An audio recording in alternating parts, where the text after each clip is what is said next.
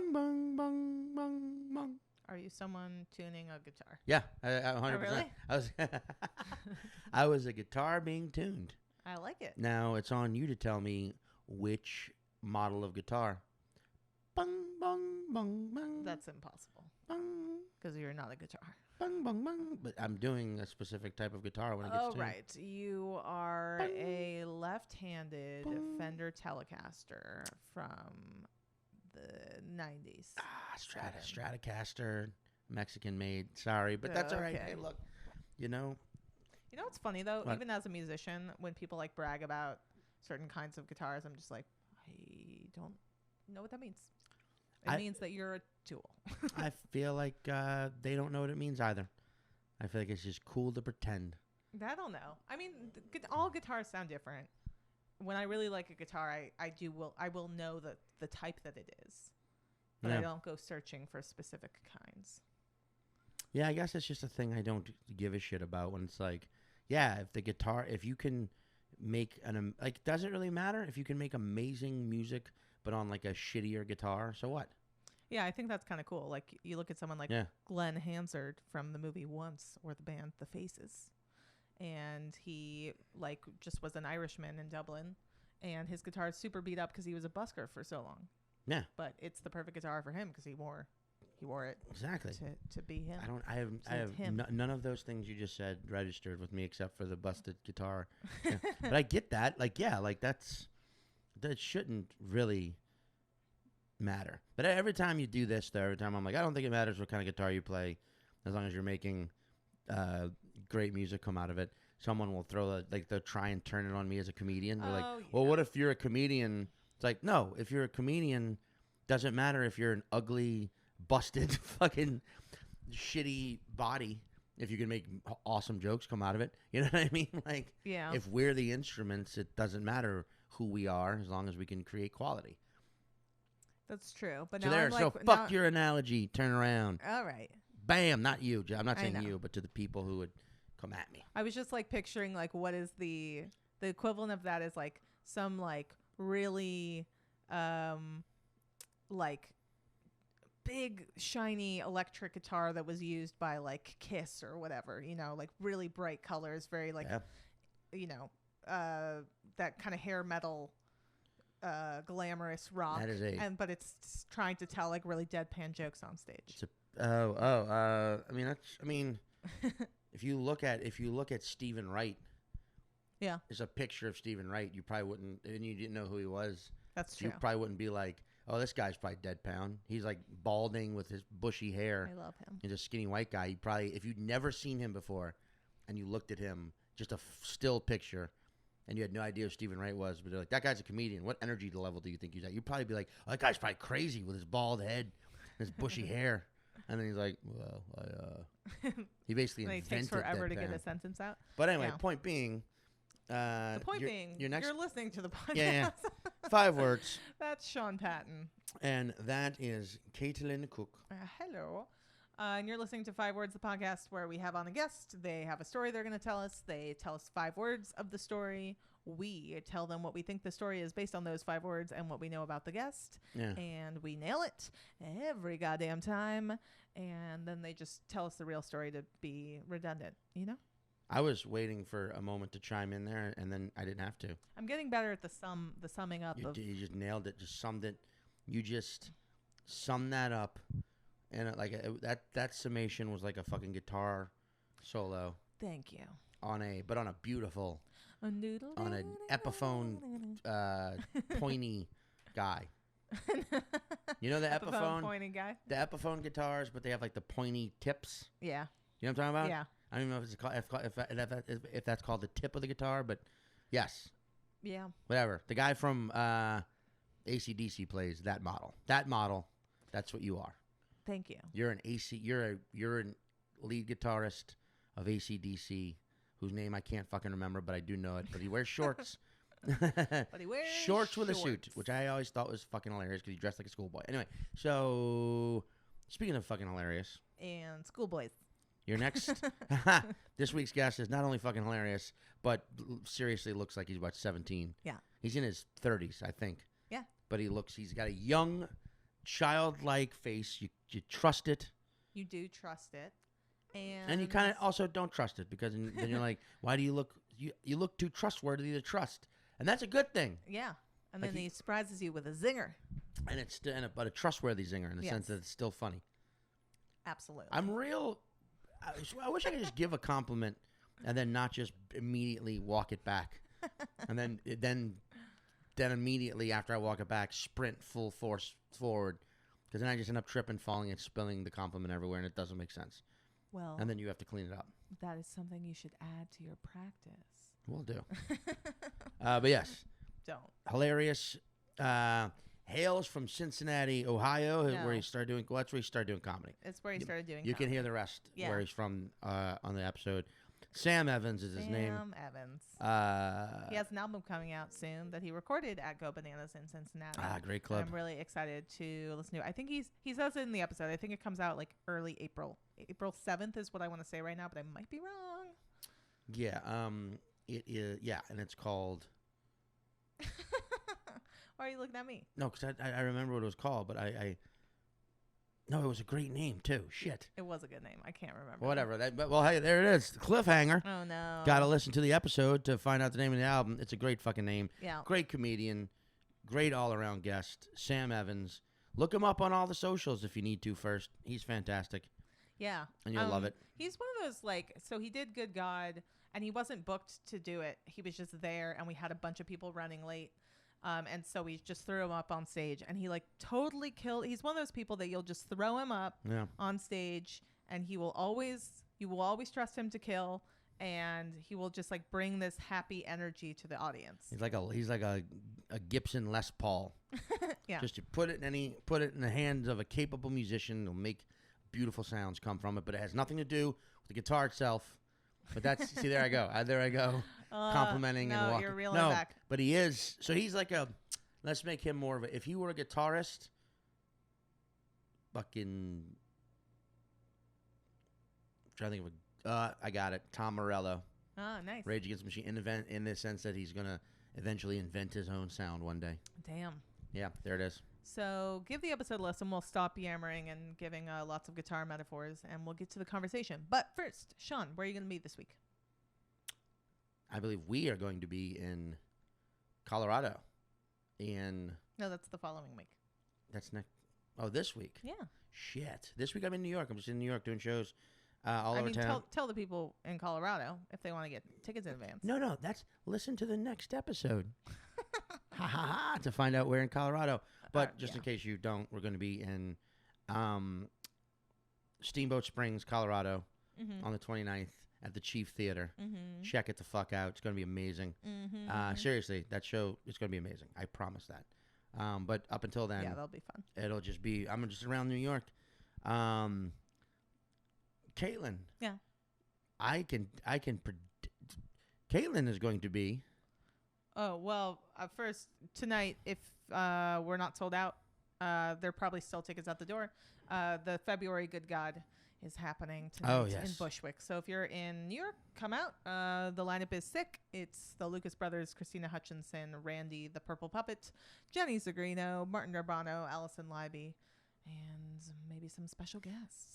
Doesn't he go by Randy Feltface? He has 3 names. Randy, usually. Then Randy the Purple Puppet, and then Randy Feltface. Okay. And he sold out all 3 shows at Union Hall, so this is your last chance to see him in New York for a little bit. Yeah. And then the date that you were going to guess is April 23rd. April 23rd. Yeah, I will be at 54 Below, Feinstein's 54 Below. Feinstein's 54 Below. In New York, doing my big show, Hell's Death Kitchen, Wish. New York. It is a show about how if something scares me, I have to do it. And it's Broadway musicians, Broadway musical director, just off Broadway. I went there to see a show this weekend, and I got really excited about performing there myself. So please buy your tickets now. And 23rd. Buy your tickets later, too. And also, Buy your tickets whenever you feel comfortable buying them, but buy them. Well, don't buy them after April 23rd. Don't do that. That's a weird However, level of comfort that you have. If you do not go to the show and you just want to give Caitlin some money, buy tickets afterwards. But don't be an idiot. Buy it before. Go to the show. Okay. We should leave this intro. It's 10 minutes long now. No, it's not even 10 minutes. All right. We love you guys. Thank you for listening. Oh, we need some more reviews and things and follows. So just find us on the social medias, leave a review, like and subscribe, all that shit. Do it. And, you do it. Maybe we'll tell you what kind of guitar you sound like. But for now, take a listen to Sam Evans. We love him, and we hope you do too.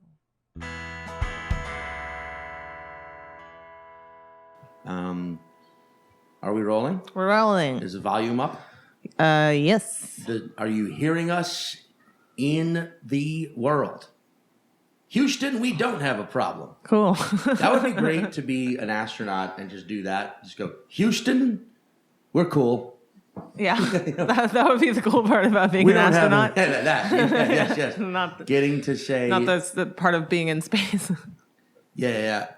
So our guest is actually, and this is, I'm not trying to shame him, never been to space. Dr. Sam Evans. He's never actually been to space, though. That was the only thing I didn't want to be brought in as. I was like, please don't tell him I haven't been to space. It's a real sore I know. spot. What an insecurity. If you were like, no, I've been to space, guys. Yeah, it's crazy. Why is he saying that? Yeah. Super been there. Why are you lying about my exploits? You know what, though? There's this movie that's out right now. Well, it's been out. It's called Ad Astra. Mm-hmm. Have you seen it? I haven't. That's the Brad Pitt movie. It's a very fucking good movie. Yeah. But it also really leans into the notion that we are absolutely alone. That there are no alien. Really? Like it's just like humanity is alone, is an anomaly in the universe and is alone. And it does it in a way that's not like religious or any of that shit. It's just about like, well, what if we actually are the only, sentient life in the fucking existence? Mm-hmm. And I was watching it on a plane and it was like, man, this is too heady for 35,000 feet. I wish this flight That's would a bad plane movie. They should really control what they're putting out there. Do you feel that way though when you fly, where you're like, I can't watch anything too intense? Yeah. Oh, I need to be on the earth to think this shit out. Yeah. The one I will say that I watched Once Upon a Time in Hollywood, but that is actually not too. The ending is like so fun and weird to me dude. that I was like, I'm glad I watched this on a plane. I also watched that on a plane and was sort of like, okay. And then like when I landed and got to my hotel room, I went down a fucking rabbit hole of the Manson murder. Sure. And then the whole thing was like, oh, he's doing the thing he did with Inglourious Basterds. Yes, exactly. Where it's not actually, oh. Yeah. And I made that sound. I went, oh. And that he kind of did with Django Unchained too, where it's like. Oh, where he just sort of like took pieces of history and was like, but what if it was fun and bloody? Yeah. And what if we could do a Rick Ross soundtrack to something that took place before the Ross family? Well, probably his ancestors were slaves. Sure. Yeah. So there you go. That made sense of why. Yeah. Aha, Quentin. He's probably been to space. Yeah. Would you go to space? Absolutely. Is space tourism real yet? I know they're talking about it. I don't know think it's like it's going to happen. But in our lifetimes, probably. But I feel like Elon Musk will head it up. Absolutely. Yeah. There's got to be and I'm pretty sure of this. We don't even need to fact check this.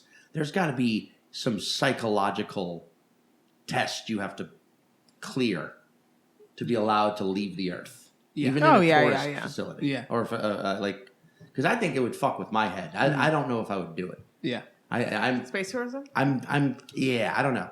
Or like the idea of just going and you're on the moon, and then you come back and nothing's the same. That happens to me when I go to the Upper West Side, and I'm like, my whole worldview is different now. It's my home. Now you're on the upper stratosphere. True. I just like the idea of someone being like, oh my God, you haven't been to the moon. You have to go. Yeah. It's like a super enlightening experience. Oh my God, they have. I kind of wish there was a psychological testing just for flights. That would be great.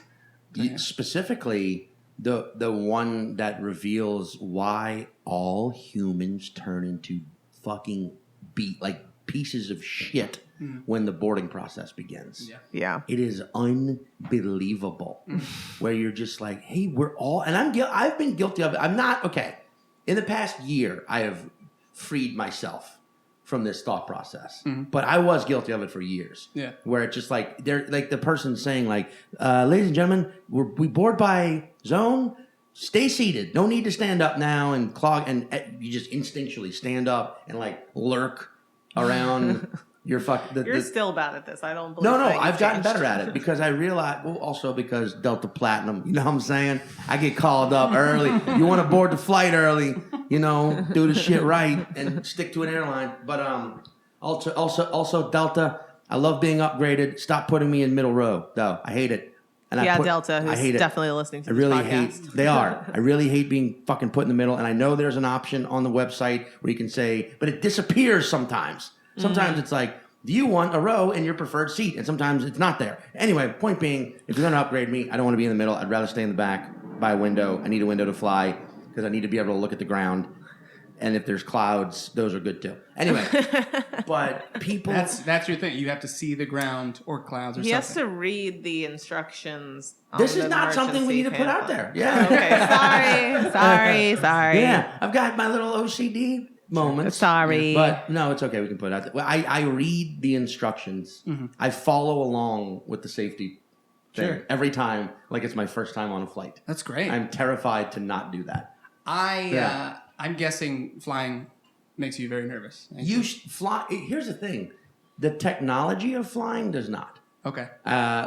There's enough that goes into air, and also straight up, major airlines or a corporation, a flight crashes, they lose millions. Mm-hmm. It's the one case where like capitalist greed will keep you alive. Yeah. You know what I mean? My whole thing is the pilots. Yeah. Because it's like we put our lives in the hands of these two fucking guys. Yeah. Sometimes three if you're taking an international flight. And like, I want to know. Yeah. Sometimes like I'll get to the gate early and look at the pilot. Like so that because the pilots usually arrive at the gate 45 to 50 minutes before the flight takes off. Mm-hmm. Right? And I like fucking clock the dudes hard. Sometimes I will even talk to them.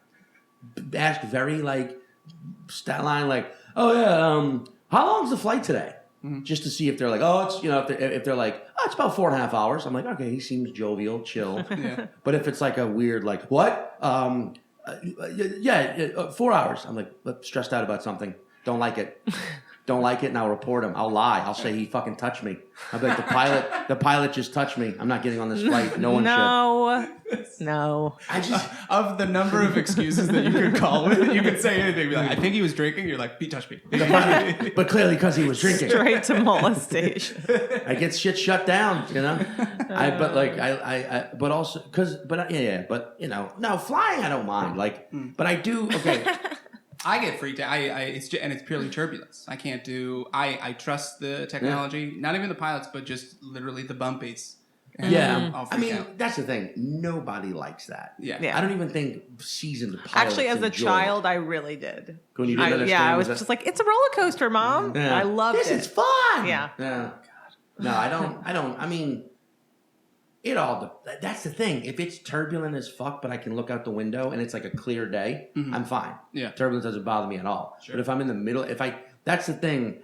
The reason I have to look out the window is because I just like to know, in my limited understanding of aeronautics, that's even a word, what's going on. Like if I look outside and it's bumpy as fuck, but it's cloudy. Mm-hmm. Clouds to me, I might be wrong about this, but I think I'm right based on experience. Clouds to airplanes are what potholes are to cars. Yeah. Yes. While flying too close, it's just bumpy. Yeah. If it's clear out and it's turbulent, I know it's because of wind or whatever, or front we're flying to. If it's raining or if it's I just like to be able to see what's going on and understand it to my best ability. Sure. If I can do that, I don't give a shit. Yeah. We could be doing barrel rolls as long as I can understand why. Yeah. That's why I also hate it when pilots don't talk. Like, talk to me. Yeah. Just tell. If a pilot gets on and goes, folks, we're going to be hitting a rough patch and I'm going to have to invert the plane, then do a nosedive, then just pull right back up and go higher than normal. 50,000 feet. We're going to go 50,000 feet. It's going to get crazy, folks. I'm fine with every moment of that. I don't give a shit. But if the pilot doesn't talk at all and we hit turbulence and the seatbelt line doesn't come on fast enough, I'm like, this fucking guy's checked out. He doesn't even give a shit that we're going through turbulence. And I'm freaking out full fucking throttle. You could be like, as long as there's enemy fighters, and he's like, we've got a hot 6 on our tail. Yeah. Folks, we've got a Bolivian rogue a rogue Bolivian air fighter Yeah. shooting missiles at us. Trying to start a war. Yeah. I'm As gonna long try as and he shake checks him. in. I'd be like, yeah, that's great. Good. Thanks, bud. Yeah. Yes, I will have a cookie. Thank you. I will Thank have you. a Delta cookie. Do you guys remember the first flight you ever took? No, but I can tell you the first flight where I got really afraid of flying. Oh, was I was interesting. by myself. How old are you? Probably 8, maybe 9. And Oh I was, shit! Yeah, You were flying it by yourself at 8? Yeah, Nine? because my parents would send us out to Arizona for a week to stay with my grandparents, and so they would just take us to the airport, put us on the plane. They'll have like a steward flight Yeah. attendant. That's escort us. crazy. I didn't know you could even do that Yeah. young. Okay, Yeah. good to know. And what was it? Yeah, just like a super bumpy flight.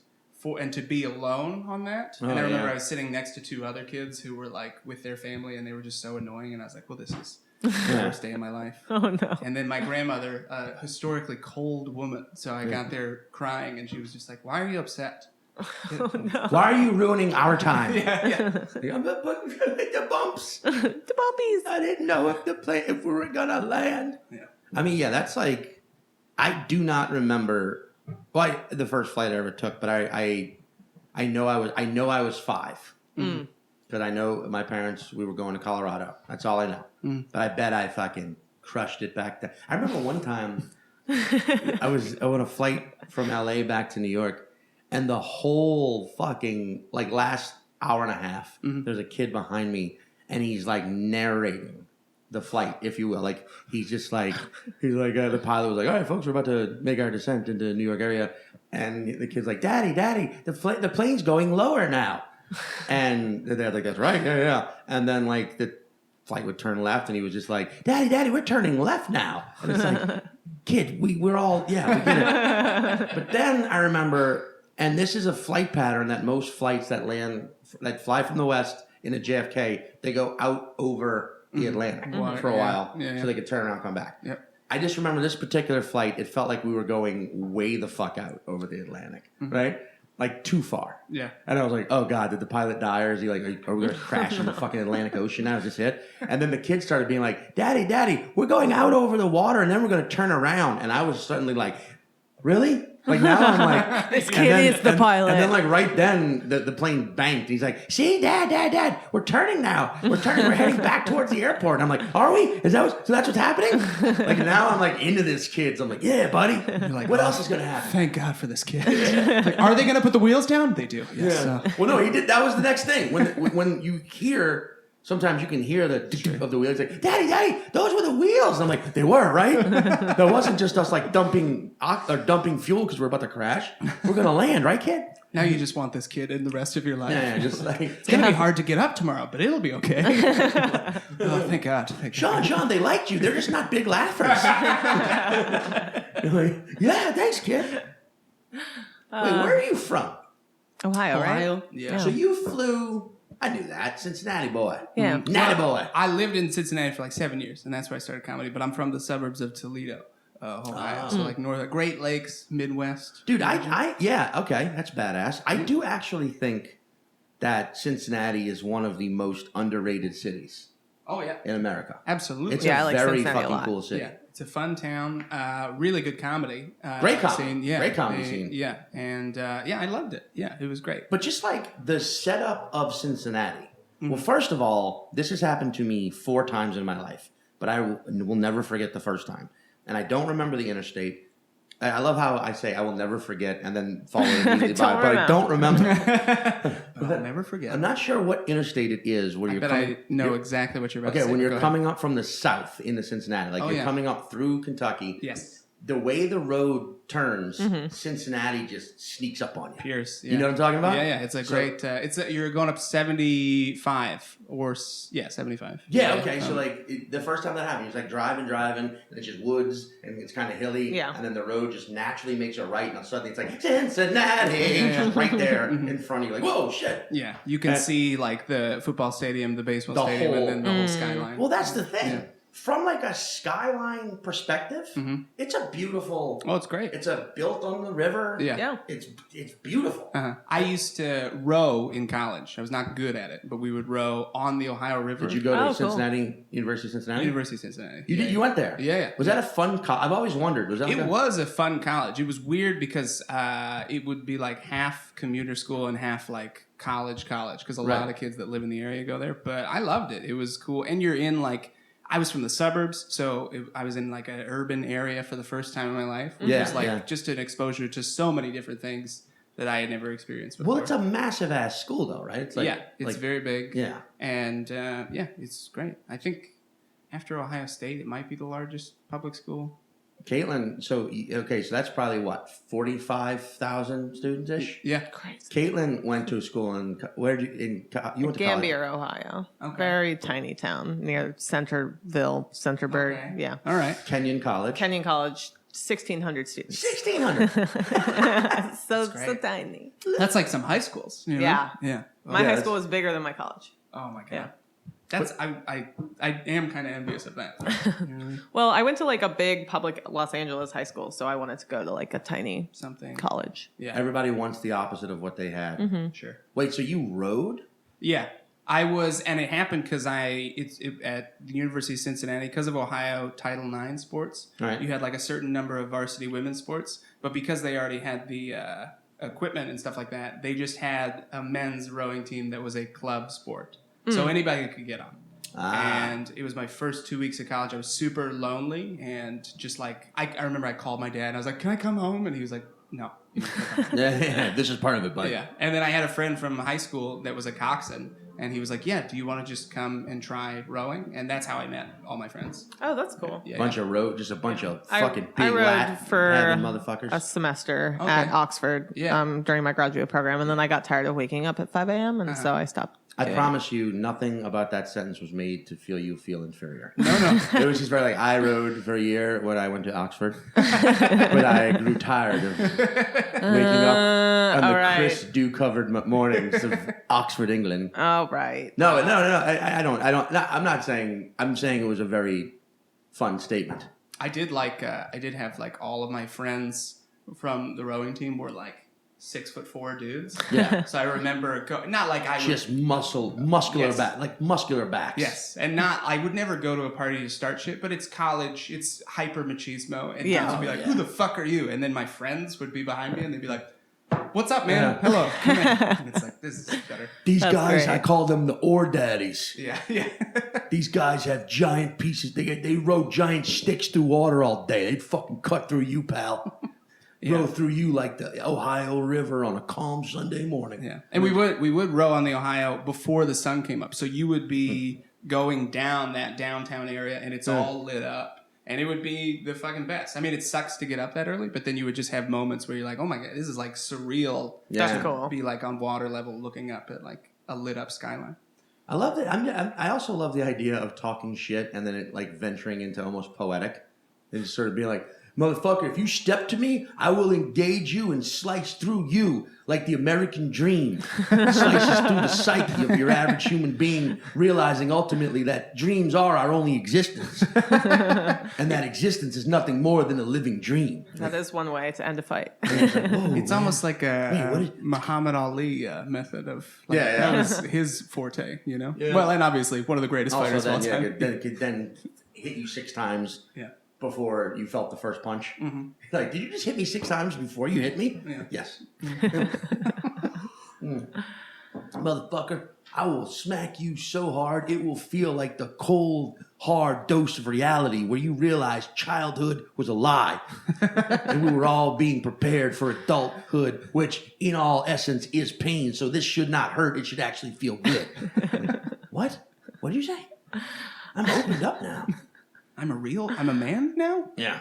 That's pretty okay. Yeah, Cincinnati and Pittsburgh have this similar vibe to me, where they both felt like they were being built street by street in the sense where like when you get into like the Over the Rhine neighborhood or around there, it just feels like it wasn't made by developers who are trying to build a fucking like a pop-up city. Yeah. I mean, because it's an older town. I mean, like, Yeah. and I know that's like, well, that's how most cities are built. But you got a lot of places in America. You especially said you spent summers in Arizona. That there's parts of Arizona where it's like, so was this entire city built in the same day? Yeah. Was Scottsdale built in the same day? It does feel like it was. They hired one neighborhood developer. Right. Yeah. Just We'll build just an keep this. entire neighborhood. Yeah. Where it's like over the Rhine just feels like it was built block by block with a different goal in mind. Sure. Yeah. Well, it was all like I think like almost entirely Germans and like just old school Germans like emigrating and moving further into the States. And That's pretty. Yeah. That's funny. Yeah. I like that. Like I truly love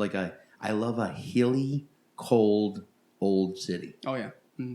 So I love most of Europe, Sure. but like, you know, what I mean? Like, Yeah, absolutely. I like and it's I grew like Northwest Ohio, where I'm from, is just the flattest fucking place on the planet. Just farm. It's like suburbs, and then you get to the outskirts of town, and it's farmland for as far as you can see. And as a kid, you just look at it and you're like, "What is this? Is making me so sad." So anytime I go anywhere with like hills or mountains, I'm like, "Fuck yeah!" Yes. I love that. Yeah. What did your parents do that they raised you in Toledo? They were. My dad was a surgeon, and my mom was an ER nurse. Oh. So yeah. Now, how did they meet? And you're a comedian. In North Carolina. My mom grew up there, and my dad went to do his residency at the hospital that my mom was a nurse at in North Carolina. And then after he got done with his residency, he got a job offer in Toledo, Ohio. I was kind of hoping you'd be like, well, strangely enough, they're playing racquetball, right? And she started talking shit to him, and it became a gender thing. And then suddenly, like, how about some one-on-one? And they, tied. That game ended 75-75. And that's just how it went. But during the shit talking, they both like, I'm a surgeon. She's like, really? I'm a nurse. And then they got to talking. Like they met in a way that had nothing to do. Yeah, with nothing.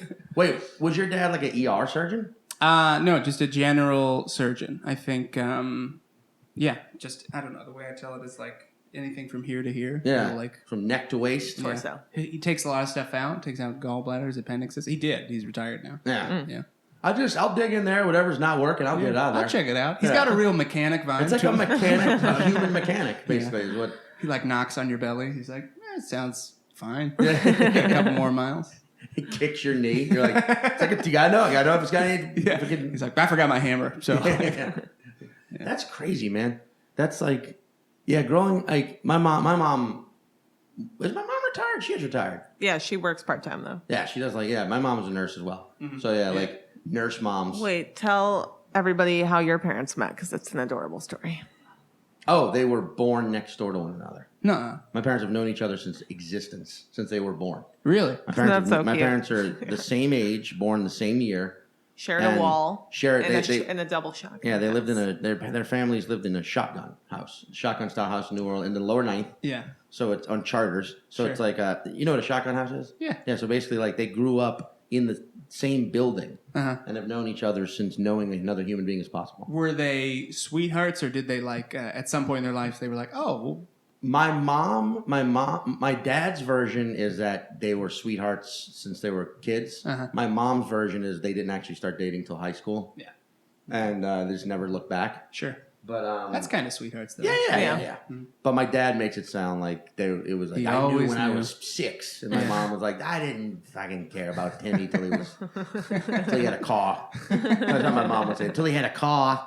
Yeah, because that's how. That's the People. The New Orleans accent sound. I mean, I talk about it on stage, but it sounds infinitely more like a New Jersey accent I feel that than like a Southern accent or a because Cajun accent. my mom's from North Carolina, Yeah. so coastal Piedmont area, and it's not the same as New Orleans, but there is one similarity, and it's that dropping of the R's on the end. Oh yeah. Oh, interesting. Yeah, so they don't say like over there, they're Yeah. like over there, Over you know? there. and, Oh. and it's so much more fun than like a Kentucky Southern, Yeah. you know? Yeah. It's like a New Orleans accent. It's sort of like this sort of. Everything's like kind of rounded out, like the city itself's like a bowl. Yeah. You make all you were, and it's it's like nasally, but not like my area code of where I grew up in Slida, Louisiana, Mhm. and of my current. I still have my fucking old phone number, but it's 985. Yeah. That's the area code. A New Orleans person would pronounce it 985. Uh-huh. Like the words are like drunk. Yeah. Like all your words are just kind of chilling because they fucked up. Yeah. You know, like in New Orleans. That's like when people go Nolans, I'm like, no, it's New Orleans. New Orleans. Yeah. They say the new. Yeah. No one goes Nolans. Yeah. New Orleans. Everything's very, very relaxed, especially the deeper south you get. It's more Oh, like yeah. flowy language Yeah. and stuff like that. Can you do, and I'm only asking because I am obsessed with this accent. Can either of you do the Philly accent? I don't even No. know. It's so It's hard weird. to but hearing it, I'm just like, Dude. that's so crazy. Dude, like Philadelphia, dude. Philadelphia, go watch the Phillies on TV. Yeah, dude. Yeah. it's So hard. So weird. Hard, yeah. Yeah. Like, I don't even think I'm doing it right. Yeah, it's like, Yeah. yeah, it's like your words like jumping or something. Like Yeah. they're jumping and they're hitting their heads on the roof of your mouth. I was at, what's that? I think it's called Reading Market in Philly, or the big market in the downtown area where there's a bunch of different food stalls. I asked the lady, I was like, do you know where the restroom is? And she's like, yeah, you's going to go down there and take a right. You're like, It's what? so hard to, Yeah. It's like all your Yes. words are like shy. Like they want to go back in your mouth as soon as you say it. yeah. Yay, yay. The O sounds just kill me. Those are super weird. I had a friend in Chicago who grew up in Philly and then like lived in Baltimore for a while. And A then Baltimore accent's impossible. It was so Balmer- weird. Balmer- His Balmer. accent was so bizarre. Yeah. Tuesday. The only ones I know are like Tuesday, Yeah. Wednesday. Yeah. Yeah. I mean, like, yeah, that's That's how my dad sounds. He's from Texas. Well, that's what's fucking- Tuesday. Oh, Tuesday, yeah. Tuesday. That's what's great. That's one of the many great things about the television series The Wire, is that they cast like actual Baltimore natives Sure, yeah. to keep the fucking accent Yes. Yeah. like authentic. Because Mhm. there's a couple of characters where you're like, damn, that is not, you were not coached. Yeah. That's how you talk. You Mhm. talk like that. Like one of the chiefs was. It's not Kansas City Chiefs. One of the police chiefs. Anyway, that's a dumb Kansas City accent. You know that one? Just that's them loving the Indians. That's Kansas. just how they talk. It's not Yeah. fancy. Kansas City is an underrated city as well. I think there's Yeah. some cool shit in Kansas City. Yeah, Midwest towns are fun. The Midwest is Like, underrated Yeah. as a whole. I will forever. I love New York, and like I Yeah. do like being a coastal elite Yeah, snob. yeah, yeah, But yeah. like anytime somebody finds out I'm from Ohio and they're like, "I'm sorry," I'm like, "Well, No, go fuck yourself." I'll probably go back there at Well, some point. you're Buy a wrong. ranch. Yeah, Yeah. Like Dave Attell lives in, or Dave Chappelle lives in fucking Yellowknife, Ohio. yeah, yes. You know what I Great mean? name for a town. Yeah. Yellowknife. But like, I think it's Yellowknife, right? It's somewhere. It's like some small town. Yeah. It I might don't be Yellow Springs. Or Yellow Springs. Yeah. Oh. It's somewhere, but it's like he lives Wildly different. Yeah. Yellowknife. Yellow Springs. Yeah. They're two neighboring towns. Yeah, just different types, man. those yellow springs pansies over there crying. There ain't even a spring. We call them springs because of tears. They're liberal Because we fucking keep getting kids. stabbed. Yeah, and they're like, well, stop stabbing us. I I know it. thought, well, then just let us come to your goddamn barbecues. We didn't want to be invited. This is all a misunderstanding. Let us come watch Dave. When he does, but like dude, like the Midwest is my favorite region of the United States to perform, Mhm. and there is a reason. It does not have a fucking agenda. Mhm. All right, Yeah. that's what I love living in New York. I love California, but those cities on the coast have of agenda. They have a vagina. Which means they're either trying to do things to get laid or trying to do things in the name of the vagina. A vagina. Wow, that was a Freudian slap. Slap right on the ass. Kaylin, how many edibles did you have today? Just one. Just, I'm so hungry. are you really? Wait, are you both? Did you both have edibles? No. This is Birmingham. Oh, okay. Oh my god, yeah. I was sitting there being like, what is happening? Oh, I'm so glad it's out in the open. Yeah. Well, now you can just relax. Or can you? I don't know. Because you're laughing in that way, only people who are super high laugh. Where there's like no. Yeah, now you got the giggles. Hell, I'm gonna laugh at how much you're laughing. But Okay, getting it together. you're All right. laughing in that highway where it's like, oh, my whole body is in on this. Yeah. Like the heels of my feet I'm crying. are part of the laughter. I was just talking about this where I can't get high, like I'll freak out too much. Me But, too. But what is fun to me when you hit that sweet spot is that you do get that like borderline nervous laughter where it goes hand in hand with your anxiety, where you're like, I don't know what's gonna happen, but the tension is making me laugh so hard right now, and it's. I do a good high laugh spell. Like I'm saying, where it feels like you're laughing from every atom in your body. Yes, like your hair. You feel like I'm laughing you're from my tired hair. afterwards. Yeah, like you're like, exactly. I could take a nap. I just laugh so hard. Oh yeah, for sure. Also, you look very high, but in a fun way. Well, you also have a little bit of teary-eyedness now from that laughing. Yes, I was crying. Caitlin's new thing is edibles. Yeah, I'm into them. Edibles are pretty good. Yeah. I mean, for you, I'd freak the fuck out and just be like, hey, can we go outside? Can we just walk? Can we just walk and do the podcast? Let's just take a walk. This is mobile. We can. That's always my thing for my primitive way I combat anxiety is movement. Mm-hmm. Like I don't like to if I'm having a panic attack, I cannot be confined. That's what I. The last time, let me walk. Let me just walk this off. Yeah. The last time I did mushrooms, it was just walking the whole time. Just 30,000 steps. Yeah, it didn't go to my liking, but I was like, all right, well, I'm just gonna move, and just walked around Central Park. We had Carmen Lagala. Yes. Yeah. She was on the podcast. Mm-hmm. Yes. Did you guys do mushrooms together? I can't remember if she's like a person who does mushrooms. No, she took. We had a bag of mushrooms, and I was like, you should do like half. I think it was like an eighth, and I was like, you should do no more than half of these, and why don't you do them, and I'll just be with you. Right. And nothing's gonna happen. You'll be fine. And then I think what we realized, because neither of us is like seasoned drug takers. We had that bag of mushrooms for so long that it just gave her a bellyache. Okay. No. Well, I was like, it didn't do anything. So we were like, well, clearly we can handle it. So then we just did some fucking hardcore liquid acid. But one time, Caitlin went to a cabin in the woods with her college friends to trip acid. Yeah. And I was on the phone with her, and she's like, it's fine. I don't even really feel anything. We're talking. At one point, she goes, water. I was like, what? She's like, I don't know, just water, I was staring into a glass of water. I was watching water come out of a faucet. That's I was like, what it it's so weird that we have pipes and someone figured out plumbing, and I was like, oh, I'm definitely high now. And that's an actual. That's like a very practical, trippy thought. Yeah, well, that was the start of it. Yeah, because that easily turns into. I mean, that's all veins are, man. Plumbing. Oh shit! Is anybody living in me? Yeah. Who? My thoughts. My thoughts are my. So I'm Earth. Thoughts are the people, and there's a lot of them, man. Yeah. And they're just not vibing right now. Yeah. You know what I'm saying? There's war. There's a war. There's a war going on. No. Oh wait, now it's a peacetime, man. I'm going through the Renaissance period. Yeah. On my planet, this is that is it. It's like 1,000 thoughts per minute that I'm like very aware of. Yeah. It fries my brain a little bit. Yeah. Yeah. Yeah. It's and that's the thing. Like when you were growing up, what was your what was your hometown again? Yellow. Perrysburg, Ohio. Yellowknife. Yeah. Yellow snatch. Every town in Ohio is yellow. Yellow something. Wait, Perrysburg? Perrysburg, Ohio. So was it like, were you and your friends, were you like, we're going to get fucked up because there's nothing else to do? Or was it like more of a, oh yeah, okay. It was a fucked up, or not even fucked up, but like, we're going to drive around and smoke cigarettes. Oh yeah. So cool. There was, we were on the Maumee River in Ohio, which comes out of Lake Erie, and there was a landing parking lot. Say it again. Maumee River? The Maumee, spelled M-A-U-M-E. It sounds like I'm saying mommy. Yeah. The Maumee River comes out of Lake Daddy. And your little sissy queek. And brother. Brother Puddle. Good band name. Brother Puddle. No.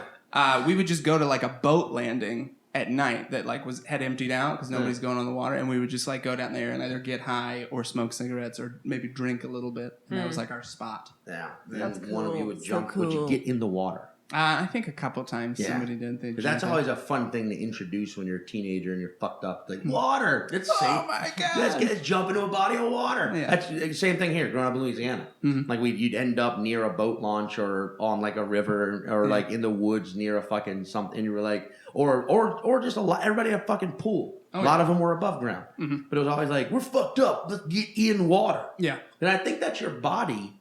Your body's, because we're like what, 80% water? Yeah. So when we're fucked up, we deplete our bodies of water. So our bodies naturally want more water while we're loaded. So subconsciously, I'm making all this up I know. as I go. But it'd be a comfort thing though too, because like you're born, you're in water, right? Yeah, true. So, You're born. I mean, now I just want to get in a hot tub. I know, right? I want to go swim. that was the first time I ever went. I was really religious growing up. I wasn't allowed to celebrate Halloween. What? Yeah. What? So the first time I went trick or treating, I was 16 years old. I wrote my dad a letter. Which is too old. Yes, exactly. 100%. It's way too old. And so I got high as fuck, put on like a lady's wig and just like a rug poncho, and was just bloodshot eyes.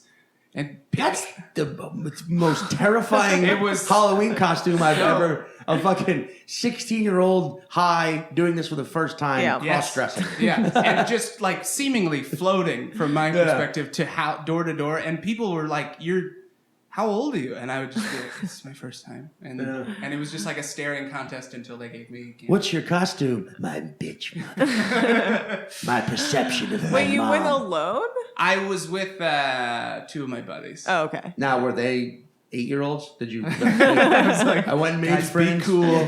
Be cool. Like you're like Robin Williams in that movie Jack, when he's like old. And because Yeah. I don't know that I ever saw this one. It's the reverse aging one. It's kind of like The Curious Case of No, Benjamin Button. it isn't. No. I believe it's advanced aging. Yes, you're right. So he Advanced just aging. yeah. So he's like 9, but physically he's like 36. He hits on his teacher. Yeah. I think it's played by J-Lo. I could be wrong. Could be wrong. Yeah. Could be wrong. But yeah, that's yeah. just the image I have is there's a grown up you like twick a tweet. Wait, so what religion is this? It's just like a form of Protestantism. The denomination's called Christian Missionary Alliance. So it's like your standard church, but there's an emphasis placed on missions. So when I was a kid, maybe like once or twice a year, I would have missionaries staying at my house while they were like back in the States soliciting funds. Right. So they would come and preach for a week. They would bring like a bunch of stuff from like, I don't know, Gabon in Africa or like Thailand or whatever. And they're just trying to raise money for their mission. Yeah. I just love the idea of like when you lost your virginity, like we have to do it doggy style or any other position than missionary. Yeah. I can't be around goddamn the idea of just mission anything.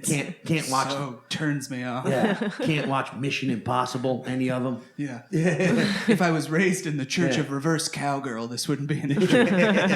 If I go to San Francisco, I can't go to the Mission District. No goddamn missions. Yeah. I just want to be mission free, motherfucker. No, wait, that's crazy, dude. Mm-hmm. Yeah. Mission. So wait, but you said, are you still religious in any way? No, not really. I just like, I don't know, I'm probably an atheist, but I just, how can you know? I'm just agnostic. Just for like, I'm busy. Are your parents still religious? Yeah, very. But it's really interesting. My after Trump got elected, my dad, because it's an evangelical Christian denomination, right? Right. You're like actively trying to convert people. After Trump got elected, my dad saw the breakdown of how many evangelicals voted for Trump, and he was like, "Oh, I'm out. Like I'm done." Wow. And he is now. It's like an Orthodox. It's like Orthodox Coptic church or something like that, where they like wave incense and there's like chanting and it's a cappella hymns. It sounds like your dad's into ayahuasca. Yeah. I think he really just wants like a religious trip. Yeah. So yeah, it was like a thing for him and my mom, because my mom is still evangelical and they're fine, but she was just like, what the fuck? Is that what evangelical means? Actively recruiting? Yeah, I think so. Wow. Like overtly trying to win over followers, sort of like hellfire and brimstone sermons. It wasn't too bad when I was growing up, but yeah. I guess I always figured evangelical. I just thought meant like extra religious, which is Kind what of. it is. Yeah, Yeah, it's like kind of. supersized religious. Yeah, it was. It's the kind of church where they don't call it being a Christian; they call it having a personal relationship with Jesus Christ. Sure. That makes me want to vomit. Yeah, exactly. Which Jesus comes over and we do a lot of mission. There's a lot of mission. Jesus, his mission is to come over. His vagenda. His Christian agenda. His Christian agenda. It makes it sound like you're like a teenager, like talking about it, where you're like, well, I don't want to put labels on it, but Jesus and I have a Personal thing. So relationship. It's a relationship. Totes. Yeah. Yeah. Well, all right. Well, speaking of that, 'cause Yeah. I just noticed. You're right. time to we should get the. So Sam, you might we wrote them down for you. Yeah. If you could tell us your story in 5 words. Now wait, I'm so sorry. Are you guys guessing my story or am I? We're No. gonna guess your story, but you have to say the 5 words. Oh, okay, that's right. Okay, so my 5 words: lollipop, lock, Right. barricade, Right. shower, Right. security. Cool. All right. So this little known fact about Sam Evans is his great great grandfather, Sam Evans, also Sam Evans. They didn't. What I appreciate about your family is that you guys didn't put numbers behind it. You're like we're just all Sam Evans. We're all the same. We're family. Yes. Your great great grandfather was a member of the Lollipop Guild, you know, and that was the classic American culture icons they were. Right? The Lollipop Guild? Exactly. Yes, exactly. Now, where were they from again? The film. What film was that? Kansas. No. No. Wizard of Oz. Yeah. They were from Oz. Right. They're from Oz. Yeah. Right. So.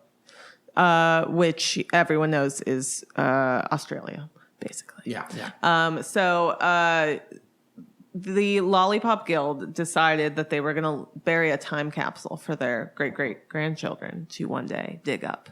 Right. And so you gather your crew of great-great-grandchildren of the Lollipop Guild, and you find the spot, and you start digging it up, but there is a lock on.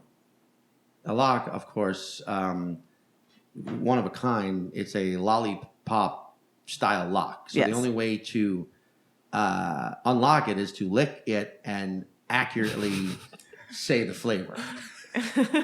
And you know, and suddenly like, all right, which one of us has the best taste buds, right? And you knowing you have the best. This is the thing everybody knows about the Evans family, but like you're like, you know, I can known for their right, taste buds.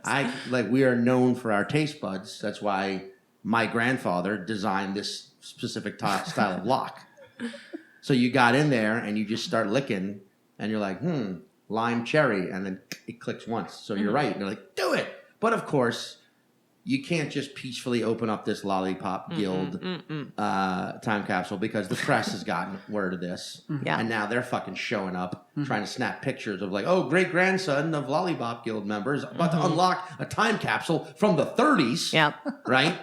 So they got to form a barricade. Everyone else got to form a fucking barricade. Sure. Yeah. Right? They got to farm a barricade. They got to farm a barricade. They got to form a barricade. Right? So you guys form a barricade. There's more and more press coming. It's starting to get a little hectic, and you're like still like You're licking the lollipop. Cherry, okay. And it's clicking, and everything Peach is in a banana, frenzy, you know? and then it starts to shower, rain, and everything is getting messy. Yes. That makes it even worse because now the rain, you're like, I got to lick this before the rain. Yeah. Now the rain's getting in there and the flavors. And then you get a lick of that last flavor and you know what it is. You're an Evans. You're never wrong with your taste buds. But you, in that moment, realize like, hey, like all this press here and why are we doing this? You know, isn't it the memory of our great-grandparents that were in this guild that's more important than whatever's in this box? So you never say the last flavor. You just put it right back in the dirt and go, sorry, guys, I don't know. Walk away. You used the last word. And what is the last word? Security. Oh. And then security has to show up and escort all the press away and everyone out of there because you're on private land. And luckily, they all get arrested, obviously. Yeah. You, of course, you also got away before everyone else got arrested. Sure. So you don't even know what happened to them. Sure. And you never know what's in the box. You'll never know what's in the box. But I personally think you did the right thing. But Sam, can you tell us now, what was that last flavor?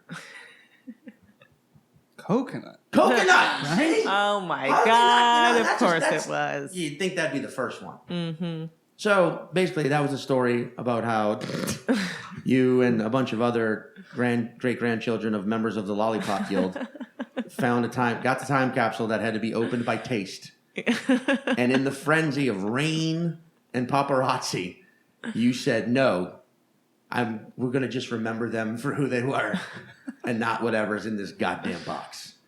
You nailed the story. I mean, that's it. It's pretty great. It's pretty great how on point we were. Yeah, you nailed it. That was it. I think we got it. Yeah. Okay. So Yeah. This would be a Please tell us moment the if you real just story. suddenly just like produce like this artifact. You're like, this is what was in his box. my even if I God. just had a lollipop in my pocket, you'd be like, "Get It's the just fuck all of out their here." foreskins. Just treasured. Look what you did to us. You bastards. Yeah. So what's the real story? The story, it's funny because I kind of already touched base on it. Okay. I'm in Denver. This is like 2015, I think. Good year. Doing the Crom Comedy Festival in Denver. I go, it's my first time in Denver since they have legalized pot there. Oh. So I go, this is back when I'm taking chances, and I'm like, I'll be a high guy.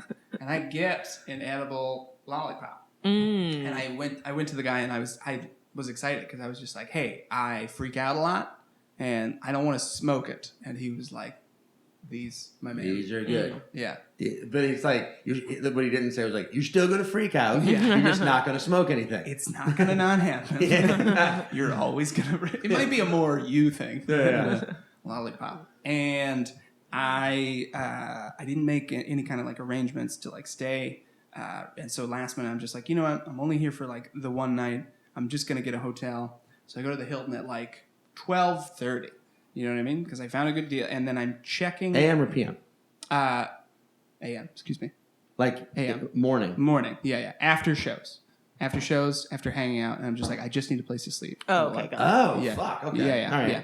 So I go, I check in, and the guy isn't that weird looking back on it, No. but because I'm high at this point, because I've had some Yeah. of the lollipop, he's like pale enough and awkward enough. He's just who you would put on a midnight shift. Right. Hotel. Right. But I'm like, this guy, he's fucking after me or something. This is He's I'm on. right. Yeah. Yeah. I'm like, this is his. Something I said on stage offended him. Yeah. He was at my show. Yeah. Definitely. He was not even in this city. He saw me in New York. Yeah, Followed me here. He got a job here, Yeah. knowing that I This would is come. a sting operation. Yes. One man sting. Of course. Yeah. So I check in to the hotel room, and I look. It's still in my brain, so I lock the deadbolt, and then I look for the chain lock. There's no chain lock, but I can see that it was there. There's still like screw holes on the door and the wall. So in my mind, I'm like, well, that's it. That's this guy's game. He checks people into rooms where he's removed the chain lock, and then he sneaks in. He's actually they call it the kill room. Yeah, the kill He's room. got that at 1:15. You're going, right. you're still checking in the kill room. Yeah, Guess yeah. what? You never check out. Yeah, he's like, I'm sure you'll sleep well. Wink. Yeah. What a And by scheme. well, I mean forever.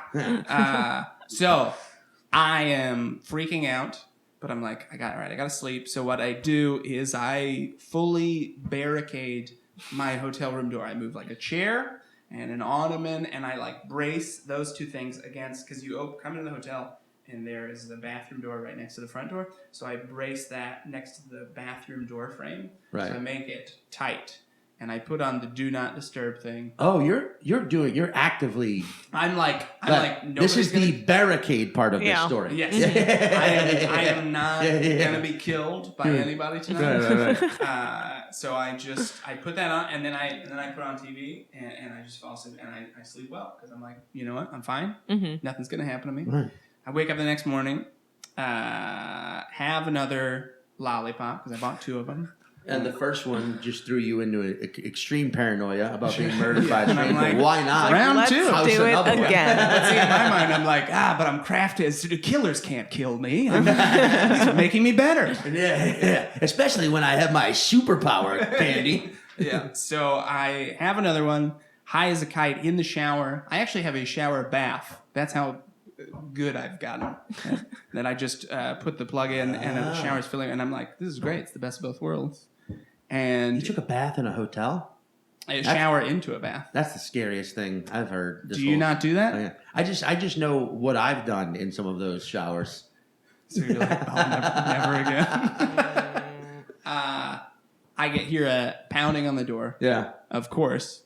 And I go to answer it. I look through and I am very high at this point. I look through the peephole, Right. and I see 2 guys. And this is like the worst thing to see when you are high, because my paranoia is like, there's people coming for me. Yeah. It's generally like a nondescript, but someone will come to get me. And I look through and I see 2 guys in black suits with earpieces. Mhm. Terrifying. And I'm like, well, Yeah. this is, I'm done. It's the cops. Yeah. Weed is legal in Denver now, and I'm like, they caught me. Doesn't matter. Yeah. But lollipops aren't. Yeah. Weed itself is, but any other version. Oh, you didn't read section 24C of the law? Well, you're going to jail. And so I move the shit. Right. Like I de-barricade my door. I'm pulling on pants. I'm like getting dressed as this is happening. He's pounding. I open the door, and it's hotel security. And the guy just looks at me and he's like, why was this door barricaded?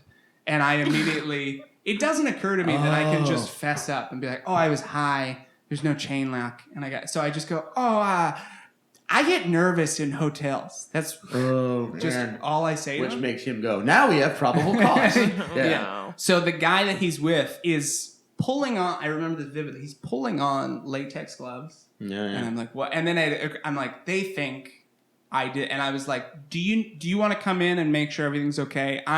There's nothing going on in here. Come in. So the guy just goes past me. And the other guy he starts off very pissed off. And then I think he realizes I'm high, maybe. Because he's just like, we had to call the police. This is that, And I was like, I'm so sorry. I just got nervous. His guy like looks in the bathroom, sees everything's fine, and I was like, "Do you want me to talk to the cops? I'll talk to whomever." Yeah. And he's like, "I'll hold him off." Yeah. He's like cooled off in 30 seconds. I get it, bro. Yeah. Or the edible he just eaten had just kicked in. Yeah. And he's like, oh fuck. Wait, how did they know the door was barricaded? Though? Exactly. Because I had on the do not disturb sign. But there was a maid there, and this was what was crazy about it was there was a maid behind them. So I think that she came in, even though she shouldn't have. Yeah. But then I also see, as this whole interaction is going, people are like opening their hotel room doors next to mine. Like, he weird. was knocking so loud, the whole floor is like looking. And I'm like, everything's fine. I mean, dude, first of all, this was a hotel where the door, you enter from inside a building.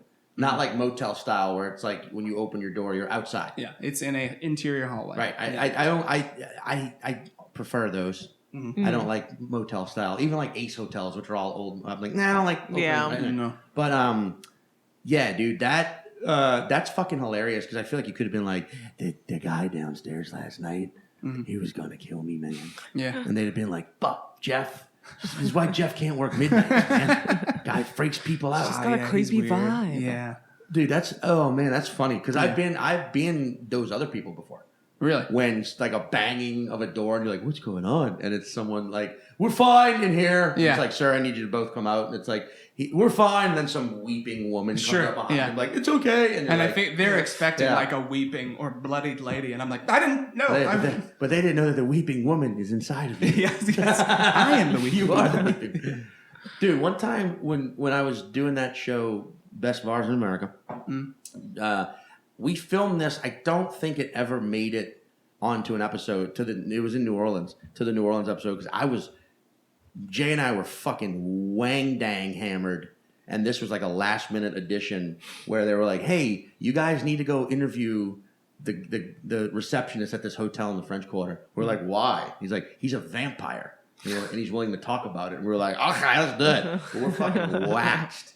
But I remember we're like interviewing the guy, and he's like a legit vampire. And we kept asking him about like, wait, I'm confused. Yes, he has fang teeth. He drinks blood. He was like, he was like, I'm a living vampire.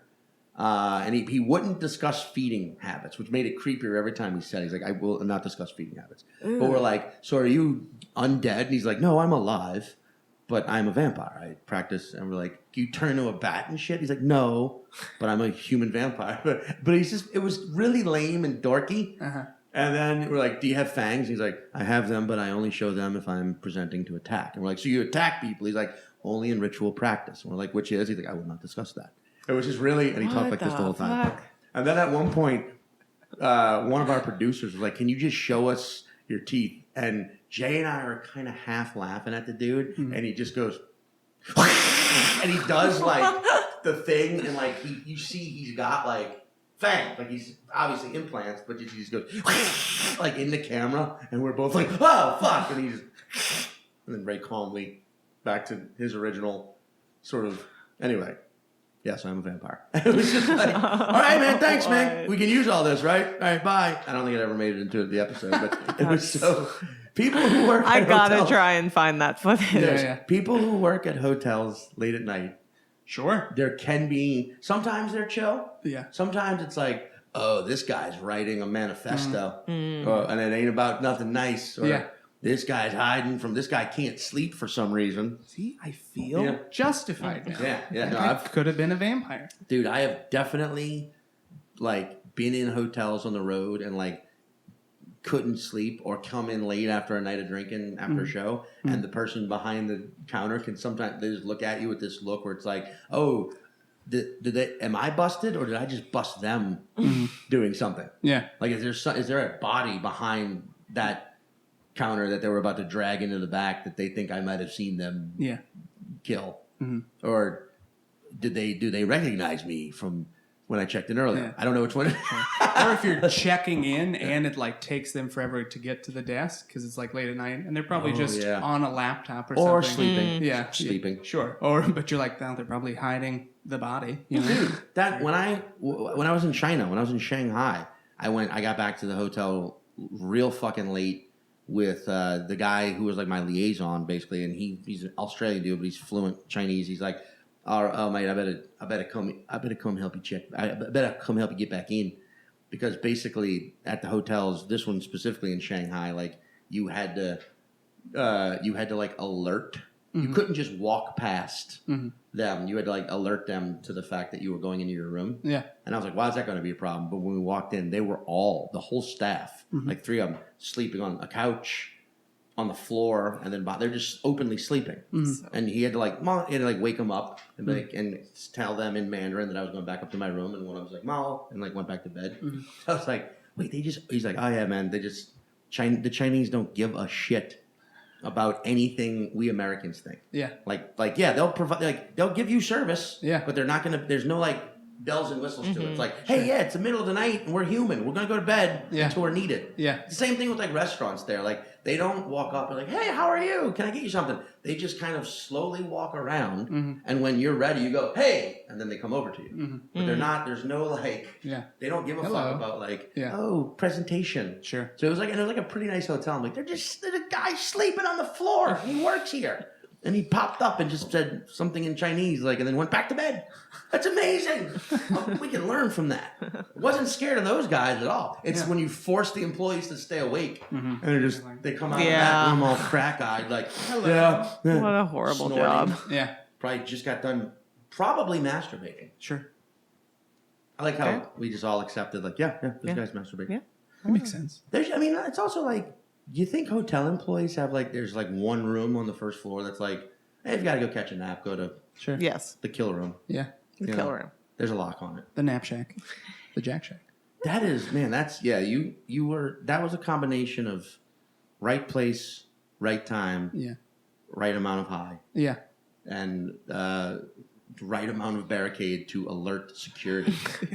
Which also, she was noodling in business that... Yeah. Or maybe she was maybe she was the assassin. Not the killer's not who you think it is. Yeah.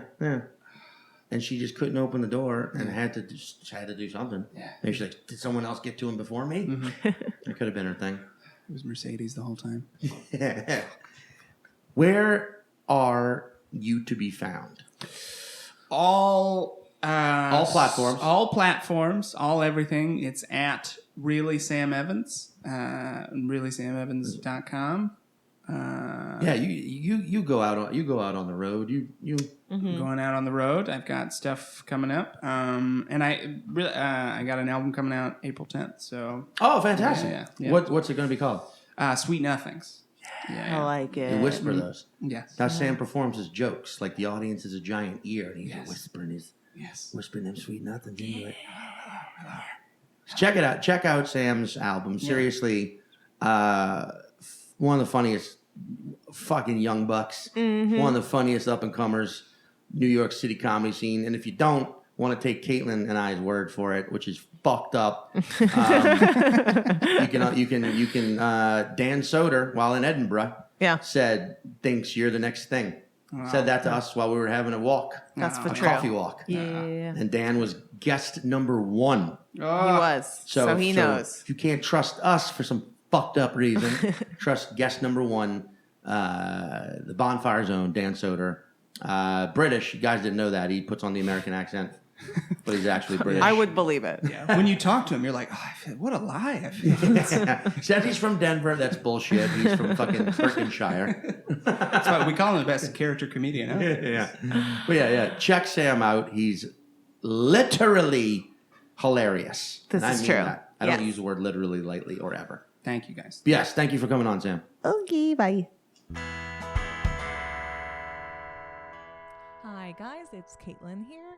As many of you know, I like to end every episode with a song. This one I've actually shared previously, but it's still really fitting to this episode because obviously Sam's story was about eating edibles legally for the first time in Colorado. And I wrote a song about the time that I ate 180 milligrams of THC in a chocolate bar in Colorado. The first time weed was legal for me, and I had a lot of crazy thoughts. I couldn't speak to anybody, and I forgot how to play the guitar. But you can find this track on my album Zinger Songwriter. The sort of like preamble explanation is a track called 180 milligrams, and this track is the song that came out of that situation, and it's called Kazoo. So I took all those things that I saw on the internet and that I was writing down, and I wrote you guys this song.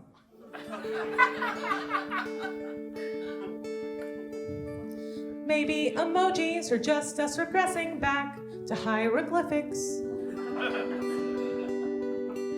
The entire human race is all a bunch of homos if we're speaking scientifically.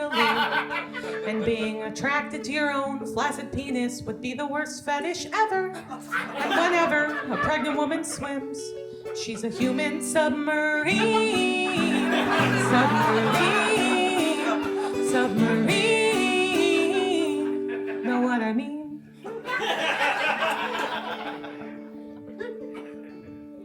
If you call someone a $2 whore, it's meaner than before because of inflation.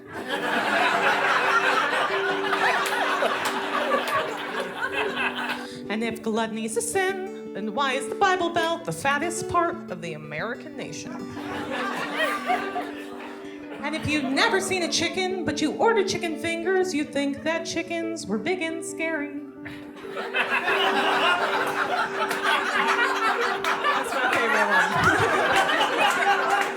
I was very high.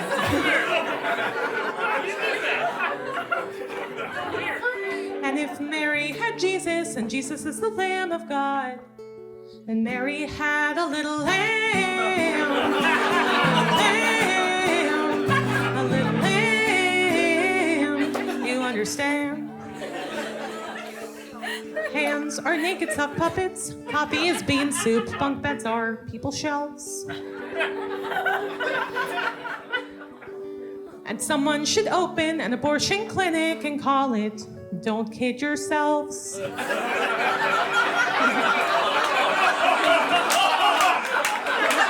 Thank you. They did not like that one in Missouri.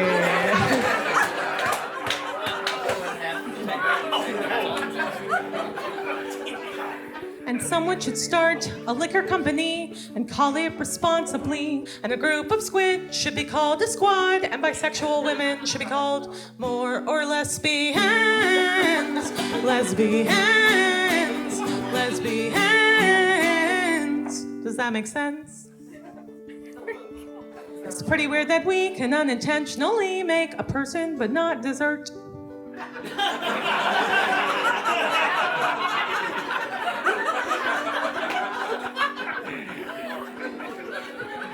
And it's pretty weird that people will eat each other's assholes but not eat food that fell in the dirt.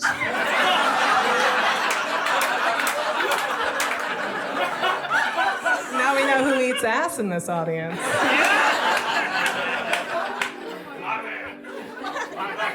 And it's pretty weird that people have birthday sex, which is basically having sex to celebrate your parents having sex.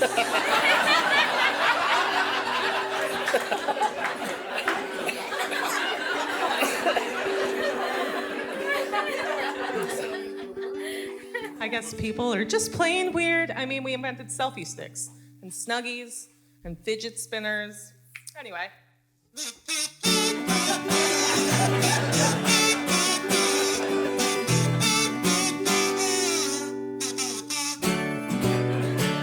Thank you.